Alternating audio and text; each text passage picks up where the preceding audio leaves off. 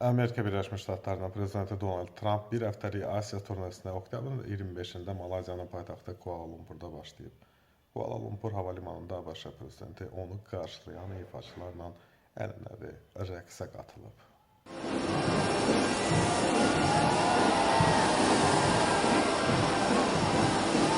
Musiqini eşitmirik, yoxsa biraz da biz oynayardıq. Axır Donald Trump sülh məramlı prezident, sülh prezidenti olsa da dünyanın ən güclü dövlətlərindən birinin lideridir. Birini niyə dedim, ikinci haqqında da danışacağım. Və hamını onun havasına oynamağa çağırır. Çünki o sülh istəyir, dünyada firavanlıq istəyir və hardasa haqlıdır bu məsələdəki müharibələr, münaqişələr dayandırılmalıdır. İndi mən hansısa münaqişələrdə silah alverimdən və sair maraqlardan, coğrafi xəritə baxımdan olan maraqlardan danışmayacağım, bəhs etməyəcəm. Amma Cənubi Asiya o turnesi bundan sonra onun səhv etmirəmsə Yaponiyaya səfəri gözlənilir.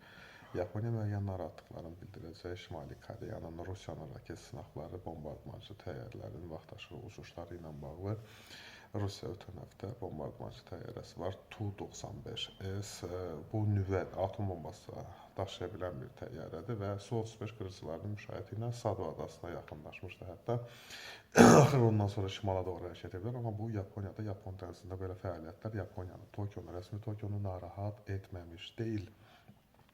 Bundan başqa Trump'ın bu turnesi başlamazdan öncə Şimali Koreyada yaxın mənzilli raketlərin, balistik raketlərin sınaqlarını həyata keçirib. Onun qalıqları hətta Cənubi Koreyanın sahil xəttinə yaxın ərazidə tapılıb. Cənubi Koreyada bundan narahatlığını bildirir. Çünki Trump sonunda gedəcək Cənubi Koreyaya, Seulda summit sakit Asiya Sakit Okean ölkələrinin sammiti keçiriləcək, orada nəzərdə tutulub. Hətta Çin lideri, o digər güclü dövlət haqqında bəhs edəcəm demişdim. Həmin Çin Xalq Respublikasının sədri Si Jinpinglə Donald Trump'ın Cənubi Koreyada görüşü də nəzərdə tutulub. Bunlar müxtəlif məsələlərdə razılığa gəlməyə çalışacaqlar.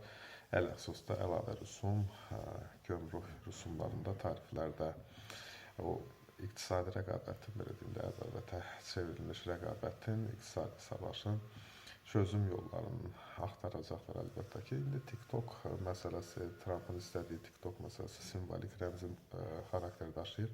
Bundan vacib məsələlər var. Tayvan, müəyyən savaş regionlardan yardım və s. Məsələn, Çinin Rusiyadan neft qazanmağı, bunun Amerikanın yanacaq məhsulları ilə əvəzlənməsi və Rusiyanın Hindistandan, məsələn, ən böyük alıcısı Hindistan idi. Hindistan biraz Rusiyadan importu, belə deyim də, idxalı azaldı.